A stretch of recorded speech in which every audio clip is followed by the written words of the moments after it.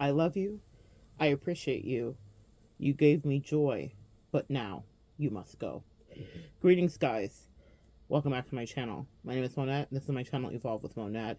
For those of you that are new here, I'm a professional intuitive empath.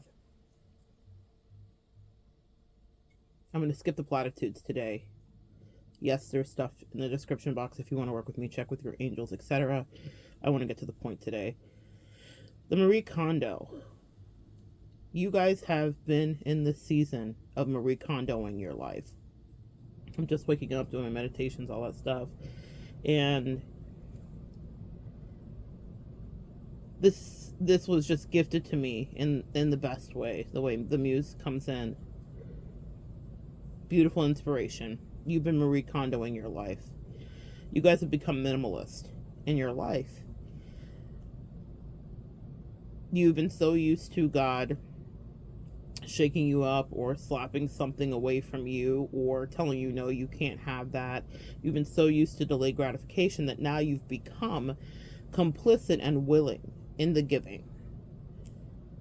You can tell when something's not right for you. You can tell if it's going to cause an issue. You can tell if God's testing you and saying this thing isn't for you. And so you willingly give it. Marie Kondo is I don't know if she's an interior designer, a life specialist, a minimalistic coach. You guys have heard of her before, I'm sure. But it's all about what do we really need? I love you. Thank you. You've given me joy. Now I release you. To a degree, I'm paraphrasing her ideology there. I love you. You've given me joy. Thank you. Now I release you. In the last several years, I've had to live my life that way. In all of my life, I've had to live it that way. I have been the person who was often very much rebuffed by society at large. I've been the person that never thought I would be turning away anything because I was always not doing the work on myself and really going within, and I was pouring into other people and trying to edify them and lift them up. And I discovered the reality that people suck. Now, that's not to say that I'm trying to pass that on to you or project that to you guys, but I'm saying I had to get very realistic about what was before my eyes, and I had to realize when hanging on to something was causing a detriment to my life. And I think you guys have gone through the same thing. And this is the download that your angels want you to hear today. They hear you clearing, cleaning, and releasing. They've been seeing you do it. And because of that, you get to walk into a season where you are the decision maker, where you are the decider of what works for you or not. You are the decider of what you have got or what happens for you. I heard a wonderful reader giving this analogy, and I thought it was brilliant, regarding the Disney princesses and Snow White. And that was a very specific call and response to me from my angels, letting me know that they were on my stuff specifically. I remember my twin always saying that Snow White was the best of the Disney princesses. And then she manifested her own version of that reality for herself. I was more of a Beauty and the Beast girl. Really loved Belle, related to that world. There must be more to this provincial life. I related to being unconventional, not necessarily just wanting to be someone's quote-unquote wife, maybe wanting a wife of my own. I wasn't exactly what everyone thinks that should have been, and still, I built my life and a home, had a husband, did all the things, but I had to release the attachment to what society dictated that my existence should bring and deliver. That whole Disney princess thing was always a funny thing to me because I think we were so indoctrinated with that energy that we realized that it became part of our subconscious. And the message that the reader said that I thought was so brilliant was, there in Shrek, there's all these boxes, right? Where it was like, you know, you can have box one, and in box one there's Fiona, in box two there's Ariel, in box three there's Snow White. Like, all of the Disney princesses were as an option, and the person doing the choosing is the person, or the whomever. The character doing the choosing is the person who is kind of able to gift the energy to whoever is in what box of whomever they set free. Who's the lucky person in that dynamic? Is it the person choosing, or is it the person inside of the box that was chosen? And a lot of people in your life, guys, let me break this down a little bit more for you. You've had a lot of people in your life that may have disappointed you, betrayed you, let you down, didn't live up to whatever the soul contract was, whether it was platonic, romantic, you name it, right? Your family. But there's all these boxes, and anybody that you invest your energy into, they're the lucky one. Not just to be with you, but if they decide to work with you, then the up leveling that the two of you could do. And that's what you need to know, is there's these endless options that lay before you. Because you've done this Maria Kondo style of release, because you have said, I will not sit here and weep, because you said, I don't have to accept less, I don't have to settle for a second, third, or fifth best, because you said to the universe, I don't know who they think I am, because you said to them, I don't know who the fuck you think I am. The universe says, excellent, now we can tap you into God's plan. We needed to see how often you were ready to let it go. Another analogy that comes to mind is in the Bible, God often tests everyone. So funny. I heard someone say God has all the jokes. He was the inventor of the jokes. It is true. God tests everyone, including you. And I think about Abraham and Isaac, where he says, take your son up the mountain and sacrifice him. And he literally lays his son out, ties him to the table. His son trusts his father immensely. And the reason that this was such a heavy sacrifice is that Isaac was prophesied destiny. Let me explain. Abraham and his wife were very old. They couldn't have a child. They didn't think that the seed would hold because of their age. And they said that you will have a wife. And his wife was promised, Elizabeth, you're going to have a wife, you're going to have a wife, you're going to have a wife. But they didn't wait for God's plan. This is where Ishmael and Isaac come in. And so she said to one of her handmaidens, hey, you go sleep with him, and then I'm going to raise your kid as my own. And that child was named Ishmael. It was the false promise that came before, but God never lied. He said what he said, and he did provide, in fact, the destiny prophecy of the child, which was the representation of the Godhead, if you're looking later in the story, and David and the lineage is a whole thing.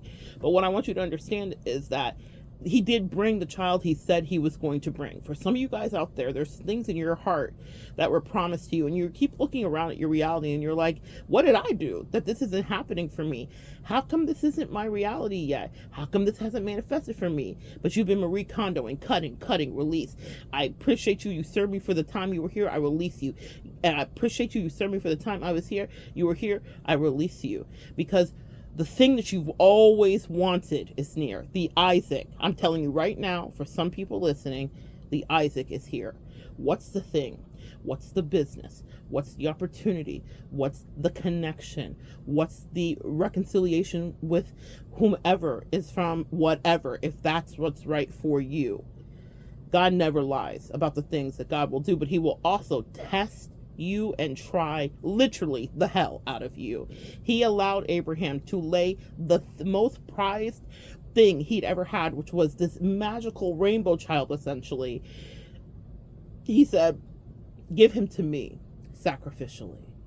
Oh yeah. Give me the thing that I promised you would have, that I made you wait so long for, that I have you have a whole nother son thinking I was not going to come through because you guys put it in your hands and tried to take care of it. That kid, give me that kid. Lay him out on the altar and take a blade. I don't want you to have someone else do it. Abraham was a wealthy man. He had servants. He could have had any one of his servants do his dirty deed, but his God said to him, you make that child. God, it's so intense. I'm hearing it. You make that child bleed. Sometimes we are asked to cut off the very thing that feels like lifeblood to us, the thing that's brought us comfort, the thing we had wished for, hoped for, the thing we waited for, the thing we thought we wanted. And God says, will you put it in front of me? Will you release it? Let me see. And then as soon as he raised his knife with the shadow hitting the sunlight just right, before he could bring it down, God set a ram in the bush and said, stop. I just wanted to see if you were going to honor me. If you were going to give up something that would make you depressed, that would make you sad, that would make you feel bad internally, that you would reflect and say, did I do the right thing? But for you, God, I would do anything. And this is a metaphor and an allegory about the things that we will have to purge and give up that might be comfortable to us. Because God says, in me, do you really trust? In whatever higher power you believe in, for me, it's God. Do you really trust that I'm going to give you your Isaac, the promise, the destiny? Or do you think that Ishmael is enough to satisfy you, actually, meaning the false promise? You put it in your own hands. And when you release something and you put it on the table sacrificially, God always has the real plan. The ram came out of the bush, he sacrificed it, he kept his son, God said, I would never take this from you, but he was preparing us for things that we saw later with the crucifixion.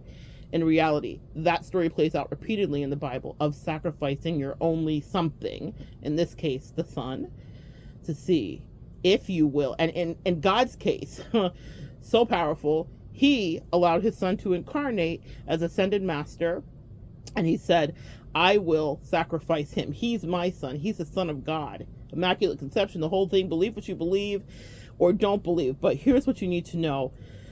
Jesus did the work. And that literal moment is foreshadowed throughout the whole Bible of the crucifixion, but there's a glimpse of it here. Except he said, I let you keep your son. I allowed mine to be crucified for the greater good, for the evolution, for the ascended master lesson.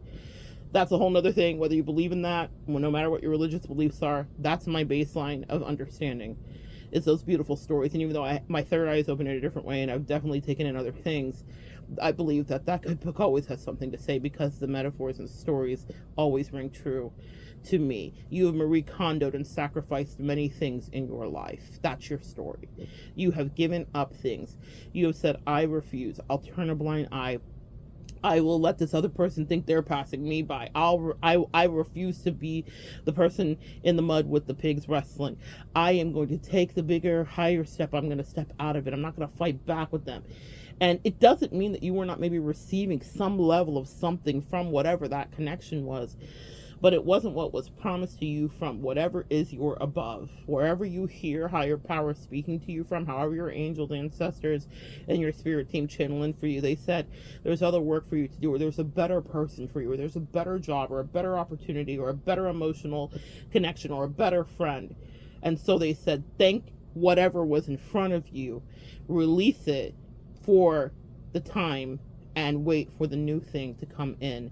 Because it always does. Cycles begin and cycles end. But it doesn't happen until you're willing to put it on the table and say, I do submit this and consecrate the sacrifice to you. And I'm grateful for what it gave me, for what it taught me, for what it helped me to see. But now I thank it for the joy, and I set it free. Marie Kondo got super popular because it was all about releasing the clutter in your life. And we realized, as Americans specifically, how much clutter we have in our spaces. And I too am guilty. I love stuff. But I realized how cluttered my life had become emotionally. How many people from my past I had hung on. They are in the literal fat cells of my body. I want you to think about that, guys. The body always remembers. And even if weight's not your journey, what have you stored in your body as toxicity from the past and those realities? I'm not just talking about letting actual people, connections, or jobs go. I'm talking about letting go what no longer serves you most in your body. And right now, I'm asking God right now to bring it to your awareness of what you need to say. All right, this has served me, but I now release this. Thank you. I respect what you gave. You brought me joy or maybe pain. And now it's time to turn over a new leaf.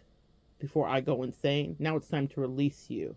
I no longer need you. You're just taking up space, and I have other work to do. That could be in your relationships. That could be within you. So that Marie Kondo concept is something I want you to think about over the next few days. What is no longer serving you? What have you sacrificed? How have you been the person that thought maybe you were getting shafted when really you're the one with the magic touch in so many ways when you enter someone's life, or if someone is sent in to enter your life? But like I said, there's a lot of Disney princesses, and maybe that works for me, being who I am, but maybe for you it's Disney princes, okay, whatever. But there's a lot of people in the box. Right? And if you choose to invest, then God bless who's ever in that box. And if they invest back in you, God bless them times 22. Meaning, if someone connects with you and they actually do the work with you, what is it that you all couldn't do? And maybe that's why you released, thankfully, graciously, and you sacrificed willingly. Even when you didn't know what was going to be before you, you said, okay, thank you. You served me. You brought me joy. And now I release you. Because if you decide to plug in, to the next job, to the next business, to the next opportunity, and to the next person. I have a feeling for whoever's listening today that they're your Isaac. They're the promised destiny. They are the new golden path and way. That is the new golden path and way. I don't want you to invest just into a person and think like what we did in our past codependent things, like they're the end all be all. No. What you have learned, if you've come this far in your journey, if you're listening to this today, is how much you are the end all and be all for yourself in so many ways. There is something to be said about becoming more whole each day. I don't think we're ever finished. And that's why I say stop waiting for there to be some penultimate moment of perfection for you, where you are now a completed person that's ready to be in the new connection or to start the new business. You're never going to stop evolving, sis. It's the namesake of my channel, sir. You are always going to have to go to another level and grow. But when you unearth whatever's in the box before you, your prince or princess, or your opportunity or business that's in the box before you, there is new things that you will know, and there are new levels that you will unlock. And that is why they ask you to release what no longer is serving you, because it's been a block. Sometimes God will test you, and it feels like, does God have schadenfreude? It feels like, how cruel are you? How cruel to ask someone to sacrifice their son. But he said, it's something I would ask of you because it's something I was willing to do. You saw me get it done. No matter how you feel, again, about religious ideology, I think in your own life, even if it's just Marie Kondo, that you say, I see you, sis, you're an acolyte, you're a acolyte of Marie Kondo's, you can see the beauty of the factuality that in order to have something come in, you must release what has been taking up space previously. It's really that simple. Clean your closet and then watch that you don't find something that's magical on sale that you want to buy. Okay? You can try it today if you want to, guys. Put something out in the bin and watch if you don't see a beautiful new piece of furniture that you want to welcome in. It's not just about love, and it's not just about friendships, and it's not just about familial relationships. It's as simple as your inanimate objects. It's a principle that is honored by God. Will you make space for something that could be far better for you and far more fitting of the person you've evolved into? Or would you like to hold on to the clutter of the past that's no longer serving you? So good sharing energy with you guys. Come back and join me next time. We'll continue to evolve together.